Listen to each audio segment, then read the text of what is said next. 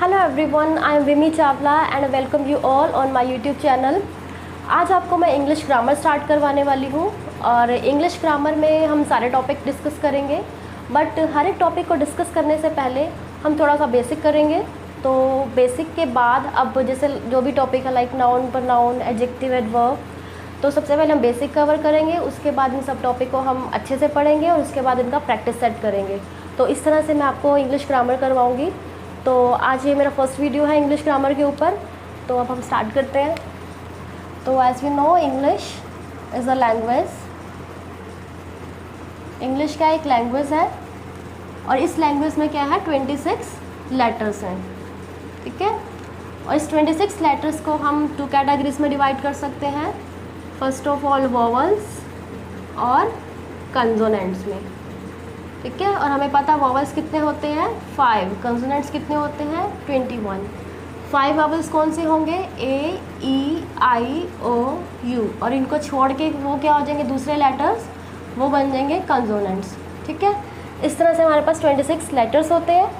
या तो हम बोलेंगे 26 लेटर्स बोल सकते हैं इसको हम, या फिर हम इसको बोल सकते हैं अल्फ़ाबेट, ठीक है।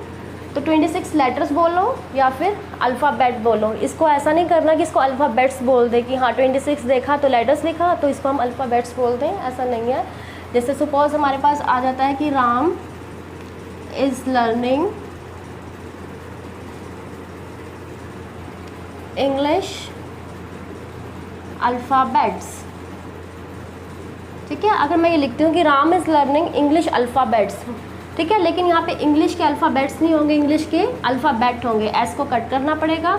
या फिर हम इसको लिख सकते हैं Ram is learning English letters, ठीक है। या तो हम लेटर्स लिखेंगे या फिर हम अल्फ़ाबेट लिखेंगे। तो अल्फ़ाबेट और अल्फ़ाबेट्स में मिस्टेक हो जाती है, ठीक है। अब देखो हम इसके बाद अब हम क्या डिस्कस कर रहे हैं, 26 लेटर्स को डिस्कस कर रहे हैं। अब लेटर्स के बाद हमने अल्फ़ाबेट के बारे में पढ़ा। अब नेक्स्ट थिंग है जो हम पढ़ते हैं दैट इज़ अ वर्ड। जो इंग्लिश में हम वर्ड पढ़ते हैं, वर्ड क्या होता है, वर्ड होता है मीनिंगफुल अरेंजमेंट ऑफ लेटर्स। मतलब अरेंजमेंट ऑफ लेटर्स तो होना चाहिए, बट वो होना कैसा चाहिए, मीनिंगफुल। फॉर एग्जाम्पल मैं एक वर्ड लिखा TRA, मतलब this is a combination of letter, arrangement of letters है ये भी। तो क्या ये मीनिंगफुल है, नहीं। तो ये हमारे पास क्या होगा, वर्ड नहीं है। लेकिन अगर इसको हमने वर्ड बनाना हो तो क्या करेंगे, हम आर्ट लिख सकते हैं या फिर रैट लिख सकते हैं, ठीक है। तो सबसे पहले हमारे पास क्या है, इंग्लिश में 26 लेटर्स होते हैं। 26 लेटर्स को या तो हम अल्फ़ाबेट बोलेंगे, ठीक है, अल्फ़ाबेट्स हमने इसको नहीं बोलना। और इन लेटर्स को हम 2 कैटेगरीज में डिवाइड करते हैं, वोवेल्स एंड कंसोनेंट। वोवेल्स पता ही है सभी को 5 होते हैं, A, E, I, O, U, ठीक है। अब उसके बाद हमने पढ़ा वर्ड। वर्ड क्या होता है, मीनिंगफुल अरेंजमेंट ऑफ लेटर, मतलब लेटर को मीनिंगफुल अरेंजमेंट होना चाहिए। जैसे मैंने ये लिख दिया art and red, this is a meaningful, ठीक है। अब वर्ड के बाद सेकेंड थिंग आते हैं हमारे पास फ्रेज, ठीक है। फ्रेज क्या होता है, it is also a group of letter या अरेंजमेंट ऑफ लेटर, और सॉरी अरेंजमेंट ऑफ वर्ड्स,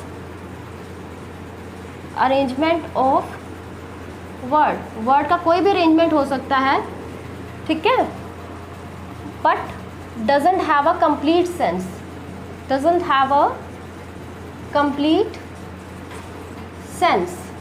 मतलब क्या होगा, फ्रेज क्या होगा कि वर्ड्स का कॉम्बिनेशन होगा, ग्रुप ऑफ वर्ड्स होगा, लेकिन इसका अपना कोई भी उसकी सेंस नहीं निकलेगी। क्यों, क्योंकि इसमें कोई भी आपके पास ना सब्जेक्ट और वर्ब कुछ भी नहीं होगा, ठीक है। तो अब हमारे पास क्या है, जैसे इस तरह से लिख सकते हैं Ram will meet you on Tuesday, Ram will meet you on Tuesday. अब हमें पता है राम क्या है, एक सब्जेक्ट हो गया, ये हेल्पिंग वर्ब, वर्ब ऑब्जेक्ट हो गया, ठीक है।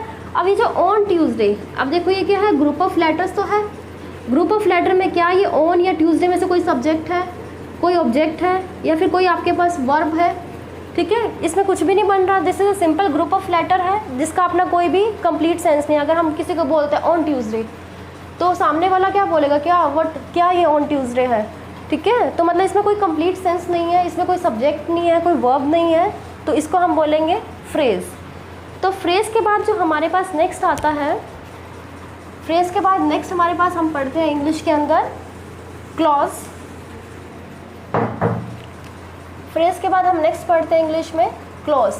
क्लॉज क्या होगा, ये भी हमारे पास ग्रुप ऑफ वर्ड्स होगा। फ्रेज भी हमारे पास ग्रुप ऑफ वर्ड्स था, ये भी ग्रुप ऑफ वर्ड्स है, लेकिन ग्रुप ऑफ वर्ड क्या होगा जिसमें इसमें अपनी सेंस हो भी सकती है, ठीक है, और सेंस नहीं भी हो सकती, ठीक है। और इसके अंदर क्या होगा, सब्जेक्ट एंड वर्ब होगा। जितने भी सेंटेंस के अंदर सब्जेक्ट एंड वर्ब दिखेंगे उतने ही उसके अंदर क्लॉज बनेंगे, ठीक है। तो ग्रुप ऑफ वर्ड्स होगा, इसके सब्जेक्ट एंड वर्ब भी होगा, इसके अपनी सेंस दे भी सकता है और अपनी सेंस नहीं भी दे सकता, मतलब कोई मीनिंग पूरा हो भी सकता है और मीनिंग पूरा नहीं भी हो सकता। कैसे, बिकॉज क्लॉज क्या होता है, 2 टाइप्स के होते हैं, ठीक है। जो सेंस देगा अपनी उसको हम बोलेंगे इंडिपेंडेंट क्लॉज, इंडिपेंडेंट क्लॉज, और जो अपनी सेंस नहीं देंगे इसको हम बोलेंगे डिपेंडेंट क्लॉज, डिपेंडेंट क्लॉज, ठीक है। इसका एग्जाम्पल हम लिखते हैं, for example if he comes he will help you, ठीक है। अब इसमें क्या है, he comes, if he comes, अगर वो आता है, तो अगर वो आता है तो इसमें देखो ये आपके पास सब्जेक्ट है और ये क्या है, वर्ब, ये सब्जेक्ट वर्ब हो गया, तो ये आपके पास क्या हो गया, clause 1। He will help you, ये सब्जेक्ट हो गया, हेल्पिंग वर्ब, ये सब्जेक्ट 2 हो गया, और ये क्या आ गया आपके पास, वर्ब 2 होगी, तो ये आपके पास क्या हो गया, क्लॉज 2 हो गया। तो it means this is also a clause, ये भी क्लॉज है और ये भी क्लॉज है। क्यों, क्योंकि इसके अंदर, इसमें अंदर सब्जेक्ट और वर्ब है, इसमें भी सब्जेक्ट एंड वर्ब है, ठीक है। अब जितने सब्जेक्ट एंड वर्ब होंगे उतने ही उसमें क्लोज हो जाएंगे। बट अगर हम ऐसा बोलते हैं इफ़ ही कम्स, किसी को भी बोलते हैं इफ़ ही कम्स, तो आगे में कुछ ना कुछ बोलना पड़ेगा। इट मीन्स ये डिपेंडेंट है, ये किसी ना किसी दूसरे सेंटेंस के ऊपर डिपेंड कर रहा है। अगर हम किसी को हम ऐसे बोल देते हैं yes he will help you, वह तुम्हारी हेल्प करेगा, तो ये पूरा इसका सेंस निकल रहा है, इसका पूरा मीनिंग निकल रहा है, तो this is a independent clause, ठीक है। तो क्लॉज भी क्या होगा, ग्रुप ऑफ वर्ड्स होगा, इसमें अपनी सेंस निकल भी सकती है और नहीं भी हो सकती।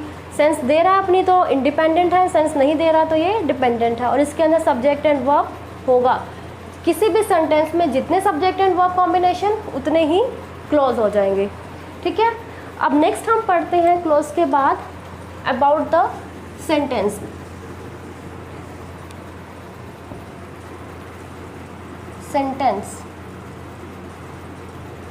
सेंटेंस क्या होगा, इसमें भी सब्जेक्ट एंड वर्ब का कॉम्बिनेशन होगा और इसकी अपनी कंप्लीट सेंस निकलेगी। अब पता कैसे चलेगा किसी भी आर्टिकल के अंदर कितने सेंटेंस हैं, जितने फुल स्टॉप होंगे। सपोज आपके पास कोई पैराग्राफ लिखा हुआ है तो आपको देखना होगा कितने सेंटेंस हैं, जितने फुल स्टॉप होंगे उतने ही सेंटेंस बनेंगे। बट एक सेंटेंस के अंदर कितने भी क्लोज हो सकते हैं। क्लोज क्या होता है, सेंटेंस का छोटा एक टाइप होता है। जैसे सेंटेंस को हम क्या कहते हैं, वाक्य बोलते हैं, और क्लोज को हम क्या बोलेंगे, उपवाक्य बोलेंगे, ठीक है। तो इस तरह से सेंटेंस में क्या होगा, सब्जेक्ट एंड वर्ब होगा, इसकी अपनी कंप्लीट सेंस निकलेगी। और कोई भी सेंटेंस क्या होगा, हमेशा जो इनिशियल लेटर क्या होता है इसका कैपिटल होता है। कोई भी जैसे हम लिखते हैं राम इज़ प्लेइंग, ठीक है। तो राम इज़ प्लेइंग क्या होगा, अब देखो कोई भी हम स्टार्ट करते हैं तो हम कैपिटल से स्टार्ट करते हैं और फुल स्टॉप पे एंड करते हैं, तो ये आपके पास क्या होता है, एक सेंटेंस हो जाता है, ठीक है। तो अभी तक हमने यही पढ़ा कि व्हाट इज़ लेटर्स, मतलब 26 लेटर्स हैं। 26 लेटर्स के कॉम्बिनेशन से कुछ भी हम इसके वर्ड बना सकते हैं, वर्ड के कॉम्बिनेशन से हम फ्रेज बना सकते हैं, और इसी वर्ड के कॉम्बिनेशन से हम क्लॉज बना सकते हैं, और क्लॉज के कॉम्बिनेशन से या सिंपल किसी भी एक, जो आपके पास एक इंडिपेंडेंट क्लॉज होता है वो भी आपके पास एक पूरा सेंटेंस ही होता है, ठीक है। तो अब हमने इसमें यही पढ़ा। अब इसमें हम ये पढ़ रहे थे कि ये सब्जेक्ट होता है, ये वर्ब होता है, ये ऑब्जेक्ट होता है। तो हमें हमें पता होना चाहिए कि सब्जेक्ट, वर्ब एंड ऑब्जेक्ट होता क्या है। तो सबसे पहले हम पढ़ने जा रहे हैं अबाउट द वर्ब। वर्ब क्या होता है, वर्ब एक क्रिया होती है। क्रिया मतलब जो किसी एक्शन को बताए, ठीक है। और वर्ब हमारे पास कितने टाइप की होती है, वर्ब हमारे पास 2 टाइप की होती है। एक हमारे पास होती है मेन वर्ब, एक होती है हमारे पास हेल्पिंग वर्ब। मेन वर्ब क्या होती है, जो किसी एक्शन को रिप्रेजेंट करती है, और इसमें हमारे पास मेन वर्ब में 5 टाइप की आ जाती हैं। वर्ब की first form, second form, third form. Verb की फर्स्ट फॉर्म के साथ क्या आ जाता है, एस या ई एस आ जाता है। वर्ब की फर्स्ट फॉर्म के साथ हमारे पास ING आ जाता है। इस तरह से मेन वर्ब में वर्ब की 5 फॉर्म को यूज़ किया जाता है। फॉर एग्जांपल जैसे कहते हैं ना, राम इज़ प्लेइंग क्रिकेट, ठीक है, राम इज़ प्लेइंग क्रिकेट। अब देखो यहाँ पे क्या वर्ब की फर्स्ट फॉर्म प्लस आईएनजी वाली फॉर्म यूज़ की है। अगर हम लिख देते हैं Ram played cricket, Ram played cricket, तो इसमें क्या होगा, हमें इसमें वर्ब की सेकंड फॉर्म यूज़ की है। तो इस तरह से हमारे पास मेन वर्ब होती है जो किसी ना किसी एक्शन को रिप्रेजेंट करती हैं। और हेल्पिंग वर्ब होगी, हेल्पिंग वर्ब हम जो होती हैं इसको हम बोलते हैं प्राइमरी ऑक्सिलरी वर्ब भी बोलते हैं। हेल्पिंग वर्ब जो होती हैं इसको, इसका दूसरा नाम प्राइमरी ऑक्सिलरी वर्ब, ये लर्न करना है आपको। हेल्पिंग वर्ब मतलब प्राइमरी ऑक्सिलरी वर्ब। अभी जो हेल्पिंग वर्ब होगी आपके पास बेसिकली 3 टाइप की हम जो प्राइमरी ऑक्सिलरी वर्ब पढ़ते हैं, इसको पढ़ते हैं डू, बी एंड हैव। ये 3 टाइप की हम इसमें प्राइमरी ऑक्सिलरी वर्ब पढ़ते हैं, डू, बी एंड हैव।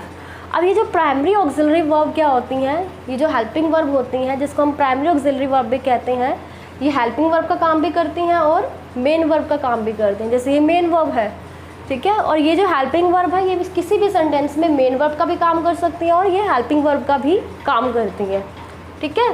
तो ये हमें सेंटेंस को देख के पता चल जाएगा कि ये मेन वर्ब की तरह यूज़ हो रही है या हेल्पिंग वर्ब की तरह यूज़ हो रही है। तो अब हमारे पास है, जैसे सपोज हम बात करते हैं सबसे पहले बी की, ठीक है। बी की हमारे पास क्या होता है कि is, am, are, be, was, were, been, ये आपके पास 7 फॉर्म्स होती हैं जो कि यूज़ की जाती हैं बी की एज अ हेल्पिंग वर्ब, ठीक है। तो आपके पास इज़, आपको पता है इज़ हमेशा सिंगुलर सब्जेक्ट के साथ आएगा, सिंगुलर सब्जेक्ट के साथ आएगा। आर जो हमेशा होता है प्लूरल सब्जेक्ट के साथ आता है। एम आई के साथ आता है। वॉज भी क्या होगा, सिंगुलर के साथ होगा। वर क्या होगा, प्लूरल के साथ होगा। इस तरह से यूज़ किए जाती हैं। अब डू का क्या होगा, डू का आपको पता है डू या डज होता है, ठीक है, और क्या होता है did and done, do did done हम पढ़ते हैं, ठीक है। डू डज में आपको पता है क्या होता है, ये आपके पास सिंगुलर सब्जेक्ट के साथ आएगा और डू क्या होगा आपके पास प्लूरल के साथ आएगा, और ये पास्ट टेंस में और ये परफेक्ट टेंस में जो यूज़ होता है, ठीक है। अब नेक्स्ट हैव का, हैव में क्या होता है, हैज़ और हैव एंड हैड, ठीक है। हैज़ जो होगा हमेशा सिंगुलर के साथ आता है और हैव क्या होगा हमेशा प्लूरल के साथ आता है। ये आपके पास क्या है, सारी की सारी हेल्पिंग वर्ब हैं, ठीक है। तो आपके पास हेल्पिंग वर्ब में बेसिकली क्या होता है डू, बी एंड हैव, जो 3 हेल्पिंग वर्ब हैं इन्हीं की जो फॉर्म होती हैं वो एज ए यूज़ की जाती है हेल्पिंग वर्ब। यस, अब वर्ब के बाद हमारे पास रह जाता है सब्जेक्ट एंड ऑब्जेक्ट। तो सब्जेक्ट एंड ऑब्जेक्ट में मेन पॉइंट, फर्स्ट पॉइंट जो कॉमन है क्या होगा, कोई भी नाउन या प्रोनाउन वो क्या होगा सब्जेक्ट एंड ऑब्जेक्ट का काम करेगी। अब जैसे हमारे पास इंग्लिश में हमारे पास पार्ट ऑफ स्पीच है like noun, pronoun, adjective, adverb, conjunction, ये सारे पार्ट ऑफ स्पीच है, लेकिन उनमें से नाउन या प्रोनाउन ही क्या होगी जो सब्जेक्ट का भी काम करेगी और ऑब्जेक्ट का भी काम करेगी। लेकिन अब पता कैसे चलेगा कि कौन सा नाउन या कौन सा प्रोनाउन सब्जेक्ट है या कौन सा नाउन या प्रोनाउन ऑब्जेक्ट है। तो सबसे पहले हम ऑब्जेक्ट का केस स्टडी करते हैं। ऑब्जेक्ट में क्या होगा पता कैसे चलेगा, ये किसी भी वर्ब से पता चलेगा, ठीक है। अगर किसी भी वर्ब से व्हाट या whom का रिप्लाई देने वाला नाउन या प्रोनाउन ही ऑब्जेक्ट कहलाएगा। किसी भी वर्ब से अगर किसी भी नाउन या प्रोनाउन जो व्हाट या whom का आंसर देता हो वो क्या हो जाएगा आपके पास ऑब्जेक्ट हो जाएगा। फॉर एग्ज़ाम्पल मैं लिखती हूँ Ram place cricket, Ram cricket खेलता है, इसका मतलब राम प्लेस, प्लेस का एक एक्शन है तो इसको बोलेंगे verb. Ram place what, what का आंसर देने वाले को हम क्या बोलेंगे ऑब्जेक्ट। अब एक और बात भी है कि जो व्हाट का आंसर देने वाला जो भी ऑब्जेक्ट होगा उसको हम बोलेंगे डायरेक्ट ऑब्जेक्ट, और जो whom का आंसर देने वाला होगा उसको हम बोलेंगे इनडायरेक्ट ऑब्जेक्ट, ठीक है। व्हाट का आंसर देने वाला डायरेक्ट ऑब्जेक्ट, whom का आंसर देने वाला इनडायरेक्ट ऑब्जेक्ट। अब इसमें राम प्लेस व्हाट, व्हाट का आंसर देने वाला क्रिकेट है तो ये व्हाट क्या हो जाएगा आपके पास ऑब्जेक्ट, लेकिन कैसा ऑब्जेक्ट होगा ये डायरेक्ट ऑब्जेक्ट होगा, ठीक है। अब नेक्स्ट अब हमारे पास होता है राम गेव मी अ पेन, ठीक है। गेव मतलब एक वर्ब होगी, राम गेव व्हाट, व्हाट का आंसर देने वाला पेन। राम गेव whom, किसको दिया? whom का आंसर देने वाला मी। तो राम गेव मी, whom का आंसर देने वाला क्या होगा? ऑब्जेक्ट। और कैसा ऑब्जेक्ट होगा ये? Indirect object. और व्हाट का आंसर देने वाला कैसा होगा ये होगा हमारे पास डायरेक्ट ऑब्जेक्ट। ठीक है, तो इस तरह से direct object and indirect object हो जाएगा।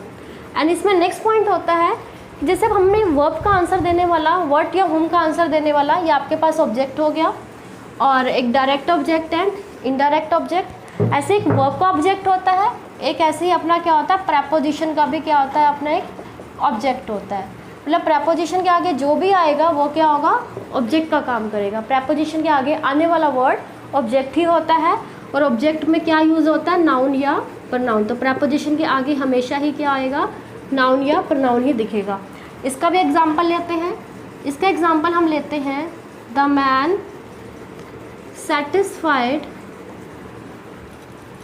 Himself with the food. ठीक है, अब सेटिस्फाई क्या आपके पास एक वर्ब है, सेटिस्फाई क्या है? वर्ब है। वर्ब से हमें किसका आंसर मिल रहा है? whom का आंसर मिल रहा है। Man satisfy whom? हिमसेल्फ। तो ये आपके पास क्या हो गया? एक ऑब्जेक्टिव केस हो गया। तो वो हो गया वर्ब का ऑब्जेक्ट हो गया। अब विद क्या है? विद अपना क्या है? एक प्रेपोजिशन है। प्रेपोजिशन के बाद आने वाला ये क्या हो जाएगा? प्रेपोजिशन ऑब्जेक्ट हो जाएगा। तो देखो इसमें pronoun as a object use हो रही है, इसमें प्रेपोजिशन के बाद ये फूड क्या होगा? नाउन है, नाउन एज ऑब्जेक्ट यूज़ हो रहा है। ठीक है, तो वर्ब का अपना ऑब्जेक्ट है और प्रेपोजिशन का अपना ऑब्जेक्ट है। इन दोनों का आपस में ऑब्जेक्ट का कोई लेना देना नहीं है। ठीक है, तो ये आपके पास ऑब्जेक्ट है। ऑब्जेक्ट के बारे में आपको ये पता होना चाहिए कि फर्स्ट ऑफ ऑल ऑब्जेक्ट में क्या होगा? नाउन या प्रनाउन ऑब्जेक्ट का काम करेगा। और पता कैसे चलेगा कौन सा नाउन प्रनाउन? वर्ब से हमें व्हाट या whom का आंसर मिलेगा। व्हाट का आंसर देने वाले को डायरेक्ट ऑब्जेक्ट, whom का आंसर देने वाले को इनडायरेक्ट ऑब्जेक्ट। और प्रेपोजिशन के बाद जो भी आएगा वो ऑब्जेक्टिव केस में होगा, या तो नाउन होगा या फिर प्रनाउन होगा। अब नेक्स्ट थिंग होता है कि सब्जेक्ट क्या होगा। अब ऑब्जेक्ट का तो पता चल गया, व्हाट या whom से हमें कोई भी आंसर मिलेगा तो वो तो हो जाएगा ऑब्जेक्ट। अब सब्जेक्ट क्या होगा? सब्जेक्ट क्या होगा? कोई भी नाउन या pronoun. First of all subject में क्या होगा? कोई भी नाउन या प्रनाउन ही क्या करेगा? एक तरह से सब्जेक्ट का काम करेगा। फर्स्ट थिंग, सब्जेक्ट किसको बोलेंगे? किसी भी डूअर को बोल सकते हैं सब्जेक्ट, या किसी भी रिसीवर को बोल सकते हैं सब्जेक्ट। अब पता कैसे चलेगा कि कोई भी डूअर एज ए सब्जेक्ट काम कर रहा है या रिसीवर एज ए सब्जेक्ट काम करेगा? तो इसके लिए हमारे पास क्या होगा? वॉइस, जैसे हम पढ़ते हैं ना एक्टिव वॉइस, पैसिव वॉइस, उसको देख के पता चलेगा सेंटेंस कौन सी फॉर्म में है। अगर एक्टिव का केस है तो डूअर सब्जेक्ट का काम करेगा, पैसिव का केस है तो रिसीवर क्या होगा? सब्जेक्ट का काम करेगा। अब पता कैसे चलेगा कोई भी जो सेंटेंस है वो एक्टिव में है या पैसिव में है? तो वो पता लगेगा बी प्लस वर्ब की थर्ड फॉर्म से। ठीक है, अब बी की हमने पहले ही पढ़ी है, वर्ब के अंदर बी की फॉर्म्स हमने पहले पढ़ी है, is, am, are, was, were, been, ये सारी फॉर्म हम पढ़ चुके हैं। ठीक है, इनके साथ कभी भी वर्ब की थर्ड फॉर्म आएगी तो वे क्या हो जाएगा? पैसिव का केस हो जाएगा। फॉर एग्जाम्पल हम लिखते हैं राम प्लेस क्रिकेट। ठीक है, और सेकेंड में लिखती हूँ cricket is played by Ram. ठीक है, प्लेस क्या हो गया? एक वर्ब हो गई। और ये क्या होगा? प्लेस व्हाट, व्हाट का आंसर देने वाला क्या हो जाएगा? ऑब्जेक्ट। अब डूअर कौन है? काम करने वाला कौन है? ये डूअर है आपके पास। राम क्या है? एक डूअर है, क्योंकि राम क्रिकेट खेल रहा है तो काम को करने वाला राम है, राम डूअर हो गया। और ये आपको देखने से पता लग रहा है कि आपके पास क्या एक्टिव का केस है, तो एक्टिव केस में डूअर क्या हो जाता है? सब्जेक्ट हो जाता है। अब इस सेंटेंस को देखो, इसमें क्या पता लग रहा है? इज, एम, आर है, उसके साथ वर्ब की थर्ड फॉर्म है। वर्ब की थर्ड फॉर्म है तो कौन सा बन गया? ये पैसिव का केस बन गया। ठीक है, पैसिव का केस बन गया। पैसिव केस में क्या होता है? रिसीवर सब्जेक्ट होता है। देखो राम क्रिकेट खेलता है या क्रिकेट राम की तरह खेला जाता है, तो दोनों में डूअर तो राम ही रहेगा। तो रिसीवर इसमें क्या हो जाएगा? क्रिकेट, जो क्रिकेट है इसमें रिसीवर है।